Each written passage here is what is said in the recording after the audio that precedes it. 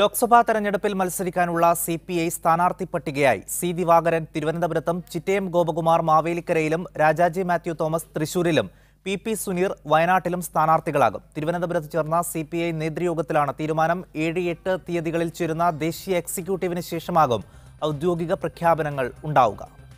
Safe Zainulabdeen നൽകും കൂടുതൽ വിവരങ്ങൾ തിരുവനന്തപുരത്ത് നിന്ന്. സേഫ്, തർക്കങ്ങളില്ലാതെയായിരുന്നു തെരഞ്ഞെടുപ്പ്. എന്തൊക്കെയാണ് ഏറ്റവും പുതിയ വിവരങ്ങൾ?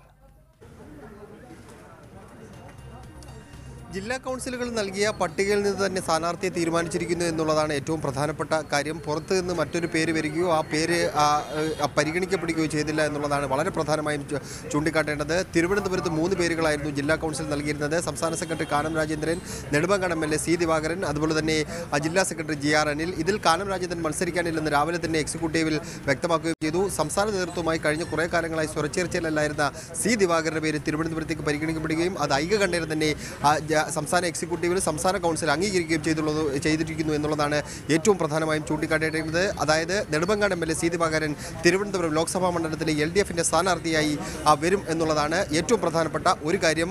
മാവേലിക്കര മണ്ഡലത്തിലേക്ക് വരുമ്പോൾ മാവേലിക്കര മണ്ഡലത്തിൽ 3 പേരുകൾ ആലപ്പുഴ ജില്ലാ കമ്മിറ്റി നൽകിയിരുന്നു. ചിറ്റയം ഗോപകുമാറിൻ്റെയും AF നേതാവ് അരുൺകുമാറിൻ്റെയും അതുപോലെ തന്നെ ഡെപ്യൂട്ടി സ്പീക്കർ വി ശശിയുടെയും പേരായിരുന്നു ആലപ്പുഴ ജില്ലാ കമ്മിറ്റി നൽകിയിരുന്നത്. ആലപ്പുഴ മാവേലിക്കര മണ്ഡലം 3 ജില്ലകൾ കൂടിയാണ് കടന്നുപോകുന്നത്. ആലപ്പുഴ, അതുപോലെ തന്നെ കൊല്ലം, കോട്ടയം ജില്ലകൾ കൂടി കടന്നു പോകുന്നുണ്ട്. ഈ 3 ജില്ലാ കമ്മിറ്റികളുടെയും ഈ സാധ്യതാ പട്ടികയിൽ ചിറ്റയം ഗോപകുമാറിൻ്റെ പേരായിരുന്നു പ്രഥമ പരിഗണനയായി നൽകിയിരുന്നത്. അതുകൊണ്ട് ചിറ്റയം ഗോപകുമാറിനെ തന്നെ മാവേലിക്കര ലോക്സഭാ മണ്ഡലത്തിലെ സ്ഥാനാർത്ഥിയായി CPI തീരുമാനിച്ചിരിക്കുന്നു. തൃശൂർ മണ്ഡലത്തിലേക്ക് വരുമ്പോഴാണ് ഒരു അട്ടിമറി സംഭവിച്ചിരിക്കുന്നത്. സിറ്റിംഗ് MP ആയ CN ജയദേവനെ CPI മാറ്റിയിരിക്കുന്നു. അതുപോലെ തന്നെ രണ്ടാമത്തെ പേരുകാരനായ KP രാജേന്ദ്രൻ്റെ പേരും പരിഗണിക്കപ്പെട്ടില്ല.